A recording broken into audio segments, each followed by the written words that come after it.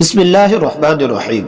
پیارے سامعین، مفتی ابو لبابہ منصور نے اپنی کتاب دجالیت میں حضرت دانیال علیہ السلام کی تختیوں کے حوالے سے لکھا ہے کہ یہودیوں کی ایک ریاست قائم ہوگی اور اس کے 50 سال بعد امام مہدی کا ظہور ہوگا۔ ظاہر سی بات ہے کہ 1946 اور 47 میں اسرائیل کی بنیاد ڈالی تو گئی، لیکن 1973 میں جا کر اقوام متحدہ نے ملک کی حیثیت سے تسلیم کیا اور اس کے جھنڈے کو بھی تسلیم کیا، تو حقیقی بنیاد ملک اور ریاست کی حیثیت سے 1973 میں سمجھی جائے گی۔ اس لحاظ سے 2023 میں 50 سال پورے ہوتے ہیں، لہٰذا ممکن ہے کہ 2024 میں امام مہدی رضی اللہ تعالی عنہ کا ظہور ہوگا۔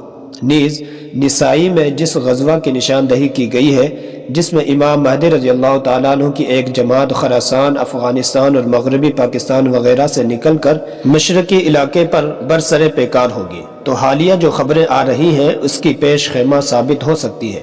قابل غور بات یہ بھی ہے کہ کرونا کا ڈرامہ بھی 2024 میں ختم کر دیا جائے گا۔ اس پر باقاعدہ 24 نیوز والوں نے ایک لمبی ڈبیٹ کی ہے، اور ملک بھارت میں ہندو راشٹر کا آفیشل اعلان بھی غالباً اسی سال ہوگا، اور اس سے ایک سال قبل یعنی 2023 میں ترکی پر سے پابندی بھی ہٹا لی جائے گی، جس کا واضح مطلب ہے کہ ترکی پر جنگ مسلط کر دی جائے گی، جس کے نتیجے میں قسطنطنیہ کفار کے قبضے میں جا سکتا ہے۔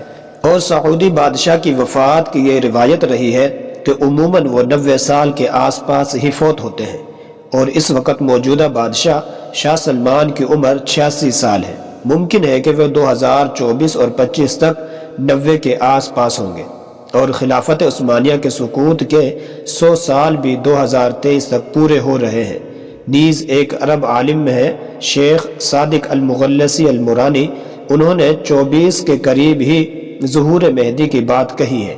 حاصل یہ نکلا کہ ظہور مہدی رضی اللہ تعالیٰ عنہ کے لحاظ سے یہ 2 سال یعنی 2024 اور 25 کافی اہم ہے۔ ایک بات بڑی فکر میں ڈالنے والی یہ بھی ہے کہ امت کے مختلف قسم کے گروہ امام مہدی کو تلاش بھی کر رہے ہیں۔ اس عاجز کے پاس یہ خبر بھی آئی ہے کہ مختلف جہادی تنظیموں کے فکر مند لیڈران اس وقت بڑے فکر مند ہیں کہ امام مہدی کی قیادت میں ساری دنیا میں جہاد شروع کیا جائے، اور وہ اس کے لیے ان کی تلاش میں بھی ہے۔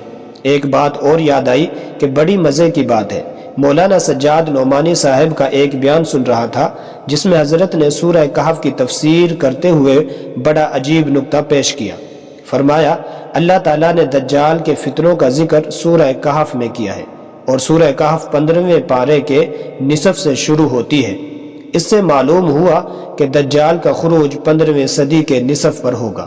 آگے فرمایا 16واں پارہ شروع ہوتے ہوتے دجال کا ذکر ختم ہو جاتا ہے، جس سے معلوم ہوا کہ 16ویں صدی سے قبل ہی یہ فتنہ ختم ہو جائے گا۔